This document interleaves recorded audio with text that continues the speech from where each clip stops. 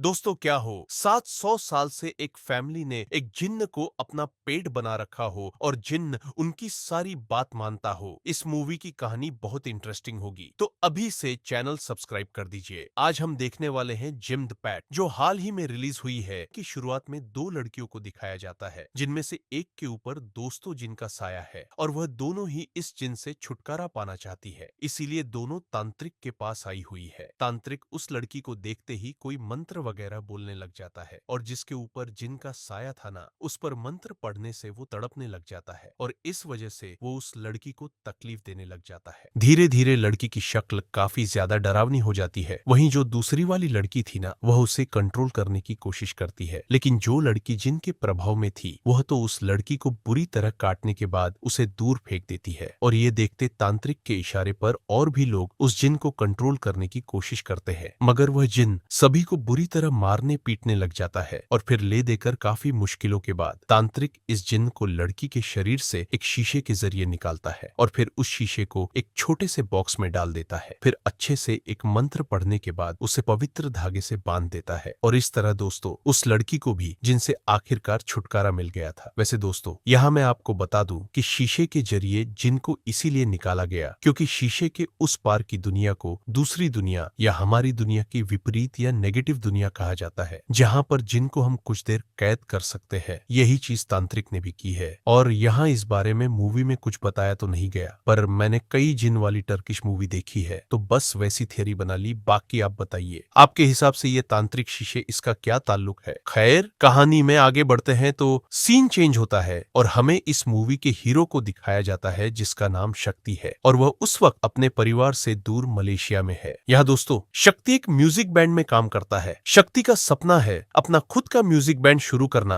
और साथ ही एक खूबसूरत लड़की से शादी भी करना, लेकिन शक्ति की किस्मत यहाँ भी खराब ही रहती है। वैसे वह काफी दिनों से सिंगल है और आज जब उसने बड़ी मुश्किल से एक लड़की से बात करने की हिम्मत जुटाई, तब तक किसी और ने उस लड़की को प्रपोज कर लिया और बेचारा शक्ति देखता ही रह गया। फिर कुछ दिन के बाद ही शक्ति के घर वालों का उसे फोन आता है, जिसमें उसकी दादी माँ, पिता, बहन, जीजा और छोटा भांजा होते हैं। शक्ति की माँ नहीं है, वह 5 साल पहले एक बीमारी की वजह से चल बसी थी, तो शक्ति अपने पूरे परिवार से काफी ज्यादा प्यार करता है। उन्होंने इसीलिए कॉल किया था ताकि उससे अच्छे से बातें कर सके। अब बस घर वालों को इंतजार था शक्ति के घर आने का। ऊपर से शक्ति का कॉन्ट्रैक्ट भी दोस्तों खत्म हो रहा था, तो शक्ति भी घर जाने का डिसाइड कर लेता है। तो इसी बीच शक्ति का भांजा उससे एक एंटीक हैरी पॉटर वॉच की डिमांड करता है, जो इंडिया में कहीं नहीं मिलती। इसीलिए वो शक्ति को मलेशिया में उसको ढूंढ कर लाने को कहता है। उस वॉच को तो शक्ति भी दोस्तों अपने भांजा के कहने पर एक एंटीक शॉप में जाता है। वहां उसकी नजर पड़ती है एक बॉक्स पर, और याद है दोस्तों ये वही जिन वाला बॉक्स है जिसे हमने मूवी की शुरुआत में देखा था। इस बॉक्स को शक्ति अचानक से छूने जाता है और तभी वहां दुकानदार, जिसकी हाइट काफी कम होती है, वह आ जाता है। फिर शक्ति उस दुकानदार से एंटीक वॉच का जिक्र करता है जो कि उसके भांजे ने मांगी थी, तो दुकानदार उस वॉच को ढूंढने में लग जाता है। इसी बीच शक्ति को किसी का कॉल आता है और पता चलता है कि शक्ति को 5 लाख की लॉटरी लग गई है। शक्ति की खुशी का ठिकाना नहीं होता। अरे 5 लाख मिल गया एकदम से, और वैसे भी उसको अपना बैंड शुरू करने के लिए पैसों की सख्त जरूरत थी। तो शक्ति को यह बॉक्स लगातार आकर्षित करता है, तो वह दुकानदार से भी इस बॉक्स के बारे में पूछता है कि यह क्या चीज है। दुकानदार बताता है कि इस बॉक्स में एक जिन है जो कि 700 साल पुराना है। राजा महाराजा लोग जब युद्ध पर जाते थे ना, तो यह जिन उन्हें विजय बनाता था, और जिन को राजा लोग किसी गुड लक की तरह मानकर अपने यहाँ पालतू बनाकर रखते थे, जैसे कि किसी कुत्ते या बिल्ली को बनाया जाता है। और बाकी जो लोग इसको अच्छे से नहीं जानते, वह जिन से डरते हैं दोस्तों। अब शक्ति को इस बॉक्स को देखने के बाद लॉटरी लगी, तो वह सोचता है कि हाँ यार, ये बॉक्स सच में मेरे लिए लकी है। तो वह उस दुकानदार से ये बॉक्स यानी कि जिन को खरीद लेता है। अब अगले दिन शक्ति पहुंच जाता है इंडिया अपने परिवार से मिलने के लिए, जहां एयरपोर्ट पर शक्ति को लेने के लिए उसका दोस्त शाम आने वाला था, लेकिन गलती से शक्ति किसी दूसरे का बैग लेकर चलने लग जाता है। तभी उसको एक लड़की पीछे से आवाज देती है, जिसका नाम प्रिया होता है। असल में शक्ति अपने बैग के बजाय प्रिया का बैग लेकर चला गया था। तो शक्ति जब प्रिया को देखता है, वाओ, पहली नजर में उसे पसंद कर लेता है, और प्रिया भी शक्ति को देखती है और फिर उससे अपना बैग लेकर चली जाती है।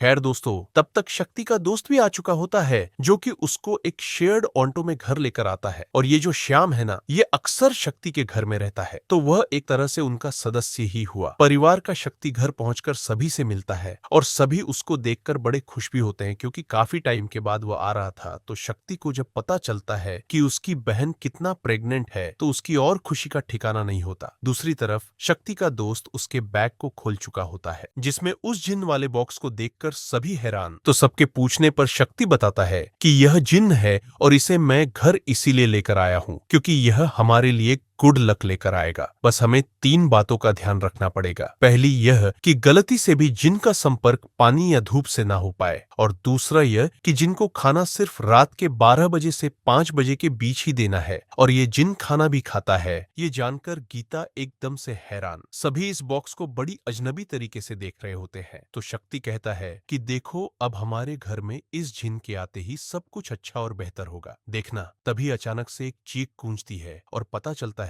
कि शक्ति की दादी बाथरूम में फिसल गई, जिन्हें लेकर फिर सभी लोग जल्दी हॉस्पिटल पहुंच जाते हैं। यहाँ पता चलता है कि दादी को कोई सीरियस चोट नहीं आई, कुछ दवाओं और कुछ दिन के आराम से ठीक हो जाएंगी। तो दोस्तों हॉस्पिटल में शक्ति एक बार फिर प्रिया को देखता है जो कि यहाँ पे नर्स है। प्रिया को देखते ही शक्ति अपनी दादी के लिए रोने का नाटक करता है जिससे प्रिया आकर उसको समझाती है कि देखो परेशान मत रहो दादी, ठीक हो जाएगी तुम्हारी। और यहाँ पर ड्रामा करने के बाद शक्ति और बाकी परिवार घर आ जाते। अब क्योंकि शक्ति को अपना म्यूजिक बैंड शुरू करना था जिसके लिए इंस्ट्रूमेंट्स और बाकी का खर्चा भी लगेगा, तो लॉटरी के 5 लाख तो शक्ति के पास है मगर 5 लाख का इंतजाम उसको और करना था जिसके लिए शक्ति लोन लेने का फैसला करता है। तो वो और श्याम बैंक से लेकर हर जगह जाते हैं, कहीं से लोन मिल जाए, मगर उन्हें कहीं भी लोन नहीं मिलता। अब लोन तो चाहिए था तो एक शराबी इन दोनों को अपने एक बॉस के पास लेकर जाता है जो कि आखिर में शक्ति को लोन दे देता है। अब रात के वक्त शक्ति को अचानक से याद आता है कि उसे अपनी बहन को याद दिला देना चाहिए कि वह जिन के लिए 12 बजे खाना रखना न भूले। तो शक्ति फोन करके अपनी बहन से जिन के लिए कुछ खाना रखने को बोल देता है जो कि काफी डरी भी होती है क्योंकि वह फर्स्ट टाइम जिन को एक्सपीरियंस कर रही। तो वह ठीक 12 बजते डरते डरते उठती है और जैसे ही वह उस बॉक्स के नीचे का एक दराज एक खाना रखने के लिए खोलती है वैसे ही जिन के पंजे उसके गले को दबोच लेते हैं। मगर ये गीता का सपना था दोस्तों। अब असलियत में 12 बजते हैं तो गीता बड़ी मुश्किल से हिम्मत करके किसी तरह जिन के बॉक्स में दूध और कुछ बिस्किट्स निकाल कर रख देती है। फिर जब रात के 2 बज जाते हैं तो गीता ये चेक करने के लिए जाती है कि जिन ने खाना खाया या नहीं क्योंकि उसे विश्वास नहीं हो रहा था कि बॉक्स में जिन है। तो गीता बॉक्स में देखती है तो जिन ने उसका रखा हुआ आधा खाना खा लिया था और यह देखकर गीता की हालत खराब, वो वहां से सीधे भाग खड़ी होती है। अब अगले दिन शक्ति का प्रिय से मिलने का दिल करने लग जाता है तो वह घर में सभी से पूछता है कि तुम्हें किसी को हॉस्पिटल जाना है क्या, लेकिन किसी को वहां नहीं जाना होता। अरे कौन जाएगा हॉस्पिटल, ना तो दादी को और ना ही गीता को जाना था, किसी को नहीं। इसी बीच शक्ति को उसके दोस्त श्याम का फोन आता है और वह उससे मिलने के लिए चला जाता है। जिस दौरान दोस्तों अचानक से एक रोड एक्सीडेंट होता है और जब शक्ति जाकर देखता है तो वह एक्सीडेंट असल में प्रिया का था जिसने अपनी स्कूटी को रिक्शा में ठोक दिया था। अब प्रिया बेचारी को चोट लगी थी, साथ ही शक्ति का घर पास ही में है। तो शक्ति प्रिया से अपने घर चलने के लिए कह देता है और श्याम से कहता है कि उसकी स्कूटी लेकर आ जाना। फिर शक्ति प्रिया को अपने घर ले जाकर मरहम पट्टी करता है जहां सभी घर वाले प्रिया का अच्छे से ख्याल भी रखते हैं। इसके बाद शक्ति प्रिया को उसके घर ले जाकर छोड़ देते हैं। वहां पहुंचने के बाद प्रिया शक्ति से कहती है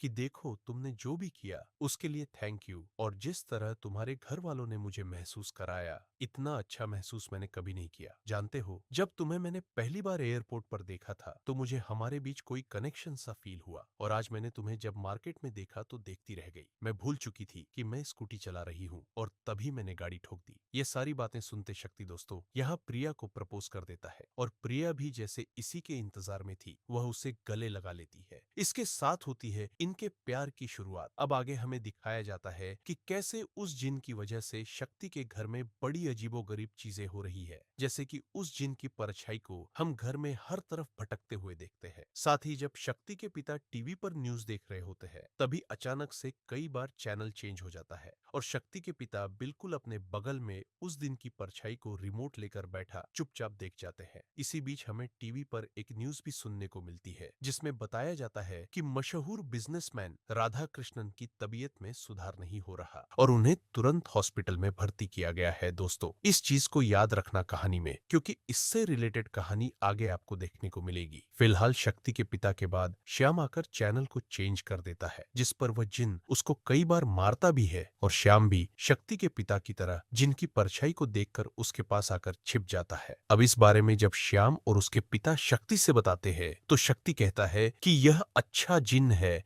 आप डरो नहीं। शक्ति इस पॉइंट पर बॉक्स की तरफ देखकर पूछता है कि तुम अच्छे जिन हो ना, है ना? तो वह बॉक्स दोस्तों हिलने लग जाता है और यहाँ सभी घर वाले तो डरे हुए थे ही, मगर शक्ति बड़ा खुश था। उसे अभी भी यह सब कुछ मजाक लग रहा था। इसी बीच एक दिन जब प्रिया शक्ति के घर आती है तो वह भी उस बॉक्स को देखती है, जिसके करीब आते ही उसके चेहरे पर जोर की हवा लग जाती है। तभी प्रिया को फोन आ जाता है और बॉक्स के अंदर से जिन का हाथ प्रिया की तरफ बढ़ने लग जाता है, जो चीज शक्ति देख लेता है और वह जैसे ही प्रिया को बुलाता है ना, जिन अपने हाथ पीछे कर देता है। इस तरह इन दोनों का यह लव रिलेशनशिप जल्द ही शादी में बदल जाता है और प्रिया अब शक्ति के घर में ही रहने लग जाती है। एक दिन की बात है दोस्तों, जब शक्ति रात में सो रहा होता है तभी उसे सपने में प्रिया किसी रानी के भेष में नजर आती है। इसको देखकर वो उठकर बैठ जाता है। अब इस सपने का मतलब क्या था, ये तो हमें आगे पता चलेगा। इस तरह कुछ और दिन बीतते हैं और फिर से वो जिन सभी को डराना शुरू कर देता है, पहले शाम को और फिर इसके बाद उसी दिन शक्ति के जीजाजी का भी एक्सीडेंट हो जाता है। ये सब देखकर पूरा परिवार शक्ति से कहता है कि देखो, इस जिन को बाहर कर दो, घर से हो सकता है शक्ति। ये तुम्हारे लिए लकी हो, मगर घर के लिए लकी नहीं है। जिस दिन से आया है देखो कुछ ना कुछ हो ही रहा है। अब ये सब देखकर शक्ति अपने दोस्त श्याम से कहता है कि यार कुछ ऐसा करना पड़ेगा जिससे ये जिन घर में भी रहे और घर वालों को इसकी कोई तकलीफ भी ना हो। यहाँ से सीन शिफ्ट होता है दोस्तों उन लोगों पर जिनसे शक्ति ने लोन लिया था। शक्ति ने लोन का इंटरेस्ट 2 दिन से नहीं दिया था और अब वो लोग गुंडे तो थे ही, तो शक्ति की कॉल काट देने पर वो अगले दिन शक्ति को पीटने का फैसला कर देते हैं। यहाँ शक्ति उस बॉक्स को लेकर कुछ बाबा लोगों के पास आ जाता है ताकि वो जिन को इस कदर मंत्रों के जरिए शांत कर दे कि वो शक्ति के परिवार वालों को कुछ बुरा ना कर पाए। पूजा पूरी होने के बाद शक्ति से बाबा कहते हैं कि देखो, तुम अब इस बॉक्स को घर लेकर जा सकते हो, कोई दिक्कत नहीं है। ये जिन तुम्हारे परिवार को कोई नुकसान नहीं पहुंचाएगा। तो शक्ति भी उस बॉक्स को घर लेकर आ रहा होता है, तभी उसे रास्ते में वही गुंडे मिल जाते हैं जो कि लोन की किश्त ना भरने के लिए शक्ति को मारने लगते हैं। तो इसी बीच एक गुंडा देखता है कि शक्ति की गाड़ी हिल रही है, तो वह गाड़ी का दरवाजा खोलकर जैसे अंदर झांकता है, वैसे ही जिन दोस्तों उस गुंडे को हवा में उछालकर फेंक देता है दूर। इस तरह जिन सभी गुंडों को मजा छकाता है और फिर यहाँ सारे गुंडे पिटने के बाद भाग जाते हैं। तो शक्ति अब उस बॉक्स को देखने लगता है जिस पर उसने कोई काला कपड़ा ओढ़ा होता है ताकि वह धूप से बचा रहे। तभी शक्ति को उसके दोस्त का कॉल आता है जो बताता है कि भाई तुम जल्दी से हॉस्पिटल पहुंचो, तुम्हारी बहन को लेबर पेन हो रहा है। शक्ति घर पहुंचकर उस बॉक्स को रखता है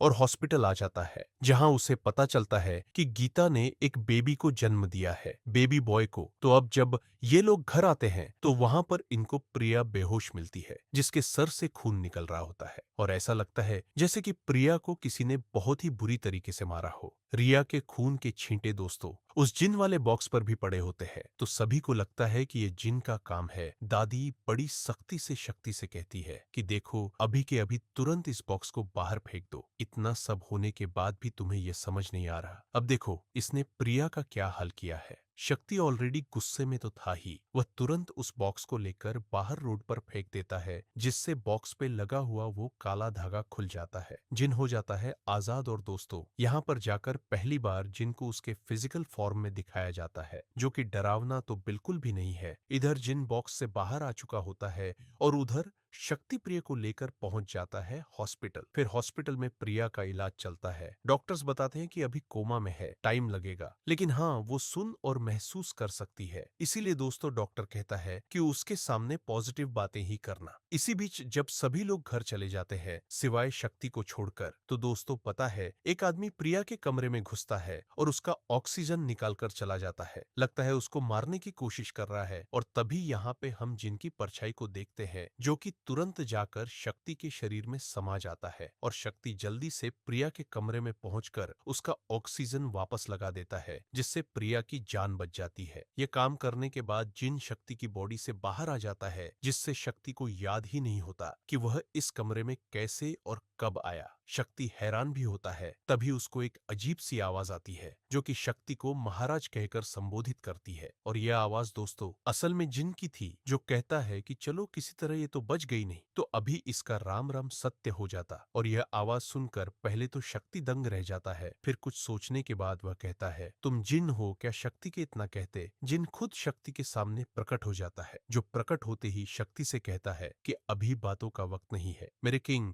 अभी रानी को जिस शख्स ने मारा वो हॉस्पिटल में ही है, जल्दी हमें उसे पकड़ना होगा। मुझे बस आज्ञा दीजिए, मैं तो अभी उसकी चटनी बना दूं। लेकिन यहाँ शक्ति जिनको कुछ भी करने से मना कर देता है, वो कहता है कि देखो मैं उस आदमी से निपटूंगा। इसके लिए जिन भी मान जाता है। अब दोस्तों जिन के बताने पर जल्द ही शक्ति उस तक पहुंच भी जाता है। और यहाँ मैं आप लोगों को बता दूं कि जिन जिसे चाहे उसे अपना फिजिकल फॉर्म दिखा सकता है, बाकी लोगों को ना तो वह दिखाई देगा और ना ही सुनाई देगा। तो यहाँ शक्ति उस गुंडे से जैसे ही सवाल करता है जो कि डॉक्टर के भस में होता है, तो वो शक्ति को ही मारने लग जाता है। उसके बाद तो शक्ति जिन से कहता है कि मेरी मदद करो, लेकिन जिन कहता है कि पहले यह बताओ तुम मुझे घर से दोबारा बाहर तो नहीं फेंकोगे ना? शक्ति कहता है नहीं भाई, अब मैं तुम्हें घर के बाहर कभी नहीं फेंकूंगा। और बस शक्ति के इतना कहते ही जिन शक्ति में समाकर उस गुंडे को बहुत ही बुरी तरह मारता है, जिसके बाद वह गुंडा पकड़े जाने के डर से नीचे कूद जाता है। और कूदने के बाद दोस्तों शक्ति जिनके साथ वापस प्रिया के रूम में आ जाता है। जिन कहता है कि चिंता मत करो, सभी समझेंगे कि उसने कूदकर जान देने की कोशिश की, तुम पर इल्जाम नहीं लगेगा। अब शक्ति जिनसे इस बारे में सवाल करता है कि तुम ऐसे मेरी मदद क्यों कर रहे थे, लेकिन एक बात बताओ, तुमने प्रिया को नुकसान क्यों पहुंचाया? घर में मैंने तुम्हारे बॉक्स में प्रिया के खून के छींटे देखे थे। तो जिन कहता है वह मैंने नहीं, बल्कि कई गुंडे घर में घुसाए थे तुम्हारे, उन्होंने रानी जी को इतनी चोट पहुंचाई है। रही बात मेरी, तो उस दिन पहले आपने मुझे उन बाबा लोगों से टॉर्चर करवाया, फिर जो थोड़ी बहुत ताकत मुझ में बची थी उससे मैंने रोड पर उन गुंडों से आपकी मदद की। ऊपर से उस दिन आपके परिवार ने मुझे खाने को कुछ दिया ही नहीं था, इस वजह से मैं सो गया और जब मैं उठा तो वह गुंडे मारकर जा चुके थे। अब शक्ति के समझ में नहीं आता कि भला वह लोग हैं कौन जो प्रिया को मारना चाहते हैं। शक्ति यही सोचते सचते जिनसे सवाल करता है कि तुम बार बार मुझे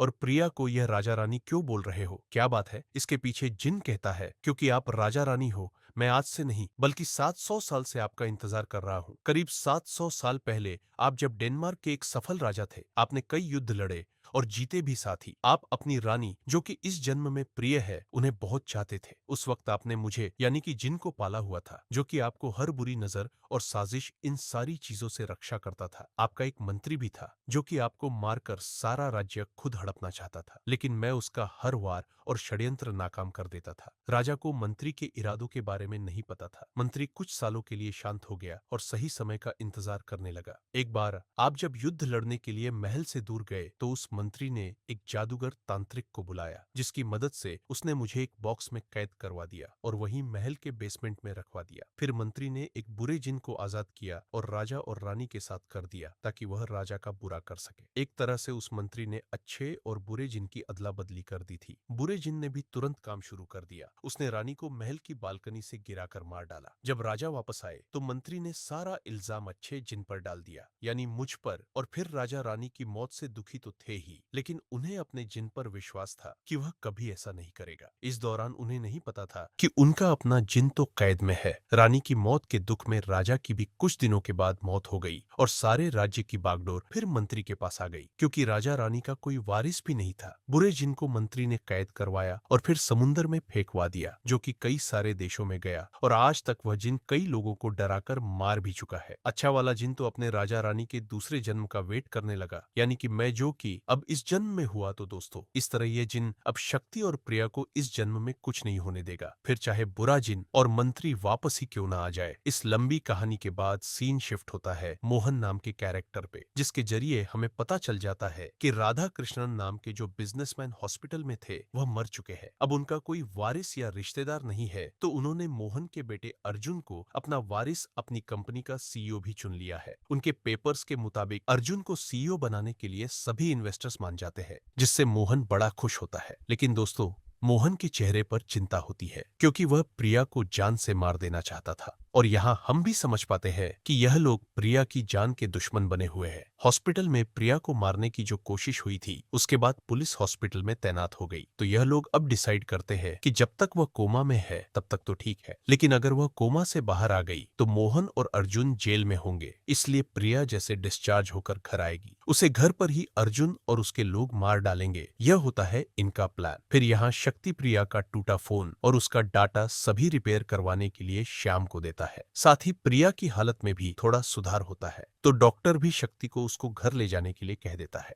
हालांकि वह कोमा से अभी बाहर नहीं आई। शक्ति भी प्रिया को डिस्चार्ज करा के घर पहुंचा देता है, जहां वह जिन को लेकर भी आया था। तो शक्ति अपने पूरे परिवार से जिन के साथ अपने पुनर्जन्म के बारे में सब बताता है। वह कहता है कि जिन हमारे लिए खतरा नहीं है। फिर यहाँ शक्ति जिन से कहता है कि देखो, तुम सभी को अपना रूप दिखाओ, तभी ये लोग विश्वास करेंगे। तो जिन सबके सामने प्रकट हो जाता है, जिसको देखकर सभी पहले डरे हुए होते हैं। शक्ति जिनका हर एक से परिचय करवाता है। तो शक्ति के पिता जिनसे कहते हैं कि मैं तुम्हारी यह राजा रानी की कहानी पर विश्वास नहीं कर सकता, मगर कुछ भी हो जाए, लेकिन तुम प्रिया को कुछ भी ना होने देना। अब इसके बाद शक्ति जिन को एक रेस्टोरेंट में लेकर जाता है, जहां वह किसी को नहीं दिखता। शक्ति जिन से बातें कर रहा होता है, तो एक लड़की उसका ऐसे किसी के सामने ना होते हुए बात करना, इसका वीडियो बनाकर इंटरनेट पर डाल देती है, जो कि बिल्कुल वायरल हो जाता है। और उस वीडियो को देखकर अर्जुन का वही हॉस्पिटल वाला आदमी जो छत से कूदा था, वो अर्जुन को शक्ति के बारे में सब बता देता है। और अब आगे दिखाते हैं तो शक्ति और प्रिया को छोड़कर उसका पूरा परिवार कहीं ट्रिप पे चला जाता है कुछ दिनों के लिए। मतलब तो इस दौरान रात में कुछ गुंडे प्रिया को मारने के लिए घर में घुस आते हैं, मगर जिनकी मदद से शक्ति उन सभी गुंडों को धूल चढ़ा देता है और वह भाग खड़े होते हैं।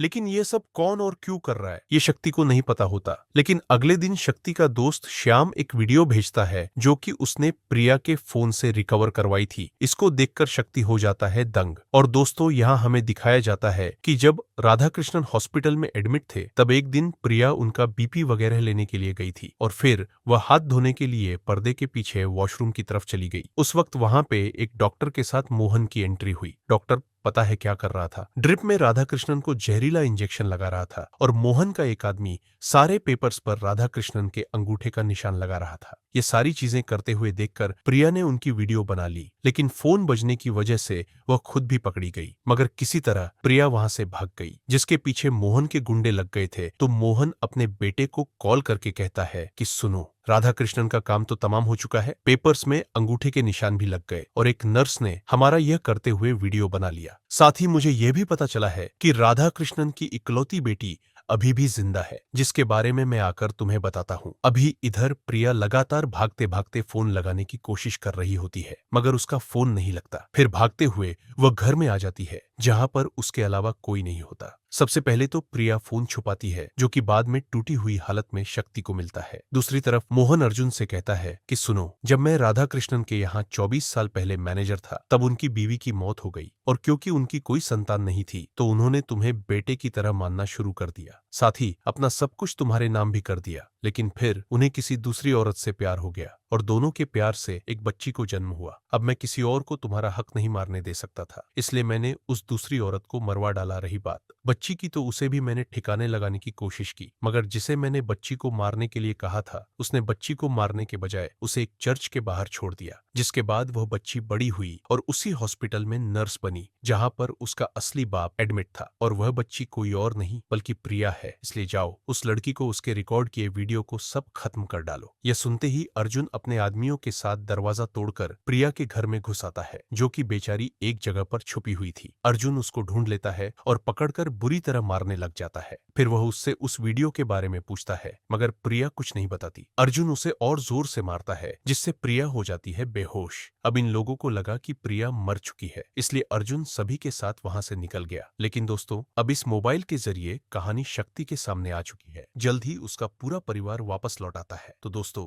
एक दिन जब शक्ति घर में नहीं होता, न तो प्रिया को होश आ जाता है, जो कि उठते ही गीता से राधा कृष्णन के बारे में पूछती है। प्रिया को होश में देखकर गीता बड़ी खुश होती है। तो गीता उसे बताती है कि राधा कृष्णन की मौत हो चुकी है, और यह सुनते ही प्रिया तुरंत राधा कृष्णन के लॉयर को कॉल करती है, जो कि प्रिया से कहता कहता है कि तुम घर पर रहना, मैं खुद वहां पर आकर तुमसे बात करूंगा। लेकिन दोस्तों, इसी बीच एक गाड़ी घर के बाहर आ जाती है और प्रिया का गेट से हो जाता है किडनैप। और ये करते हैं अर्जुन के गुंडे लोग, जो देखकर गीता तुरंत शक्ति को इन्फॉर्म कर देती है। यह दोस्तों, मोहन को हम उसी बाबा के पास देखते हैं जो कि हमें मूवी की शुरुआत में दिखाया गया था। इस बाबा ने एक खतरनाक जिन को कैद किया था पहले, जो कि असल में दोस्तों वही 700 साल पुराना बुरा वाला जिन है जिसकी कहानी शक्ति ने जिनसे सुनी थी। यहाँ हमें एक और चीज रिवील होती है कि शक्ति और प्रिया की तरह मोहन का भी पुनर्जन्म हुआ है और वो असल में दोस्तों उस दौरान का मंत्री था। समझ गए ना आप, जिसने राजा रानी को मरवा कर सब कुछ हड़प लिया था। मोहन को अपना पिछला जन्म याद आ जाता है। साथ ही उसे शक्ति और प्रिया के बारे में भी पता चल जाता है कि वह दोनों उस समय राजा रानी थे। इसीलिए मोहन बाबा के पास आया ताकि वह शक्ति के पास जो जिन है उसे काबू करने में मोहन की मदद कर सके, नहीं तो शक्ति इनको आसानी से मार देगा। जिनकी मदद से तो बाबा मोहन से कहता है कि सुनो, जब उस लड़के के अंदर वो जिन आएगा तो मैं उस पर एक मंत्र फेंकूंगा जिससे उसके अंदर का जिन निकलकर एक बॉक्स में कैद हो जाएगा। फिर उसके कैद होने के बाद तुम उन्हें आराम से मार सकते हो, मगर इतना करने के बाद भी अगर वह जिन आजाद हो गया तो शायद तुम या कोई और भी उसे ना रोक पाए। उस केस में हमें इस 700 साल पुराने वाले पूरे जिन की मदद लेनी होगी। यह दोस्तों हमें उस मूवी की शुरुआत वाले बॉक्स को जोर से हिलाते हुए दिखाते हैं। और ये सब करने के बाद मोहन को उसके बेटे का फोन आता है जो कि अपने पिता से कहता है कि मैंने प्रिया को किडनैप कर लिया है। पापा मोहन कहता है कि इस जन्म में उसे मैं अपने हाथों से मारूंगा, उसे कुछ मत करना, बस मेरा इंतजार करो। अगले सीन में हम मोहन को प्रिया के सामने देखते हैं जो कि प्रिया को एक थप्पड़ मारते हुए कहता है कि तुम्हें मैं इस तरह सब कुछ बर्बाद नहीं करने दूंगा, पुराने जन्म की तरह आखिर में मेरी जीत होगी। इतना कहकर वह जैसे प्रिया को मारने के लिए बढ़ता है वैसे ही वहां पर आ जाता है शक्ति, जिसके अंदर वह जिन तो था ही और शक्ति जिन की मदद से सभी को बहुत बुरी तरह मारता है। मौका देखकर अर्जुन शक्ति के सर पर पीछे से वार कर देता है और फिर बाबा की मदद से यह लोग शक्ति के अंदर के जिन को एक बॉक्स में कैद कर देते हैं, जिसके बाद तो शक्ति को बहुत बुरी तरह मारा जाता है। तभी शक्ति अचानक से एक पाइप में टकरा जाता है और उससे पाइप भी टूट जाता है, जिससे सारा पानी शक्ति जिन वाले बॉक्स पे गिरा देता है। और अब जैसा कि नियम था कि जिन को पानी के संपर्क में नहीं लाना होगा, जो कि अनजाने में हो चुका है, तो जिन उस बॉक्स से निकलता है और अपने फिजिकल फॉर्म में आकर एक ही बार में सभी की सांसें बंद कर देता है। हालांकि मरने से पहले मोहन हार नहीं मानना चाहता, इसीलिए वह मरते मरते उस दूसरे बॉक्स को भी खोल देता है जिसमें बुरा जिन है। उसके आजाद होते ही दोस्तों अच्छे और बुरे जिन के बीच होती है लड़ाई, जिसमें आखिरकार अच्छा वाला जिन जीत जाता है और वह बुरे वाले जिन को अपनी शक्तियों से हमेशा हमेशा के लिए कर देता है खत्म। बस अब फिर क्या था, शक्ति वहां से प्रिया को घर लेकर आता है। राधा कृष्णन की मौत की सच्चाई प्रिया की वजह से दुनिया के सामने आ जाती है और बाकी शक्ति अपने परिवार के साथ आगे की जिंदगी खुशी खुशी बिताता है। इसी के साथ होती है ये जिन वाली मूवी खत्म। मिलते हैं आपसे अगली वीडियो में, ध्यान रखें अपना। Thanks for watching.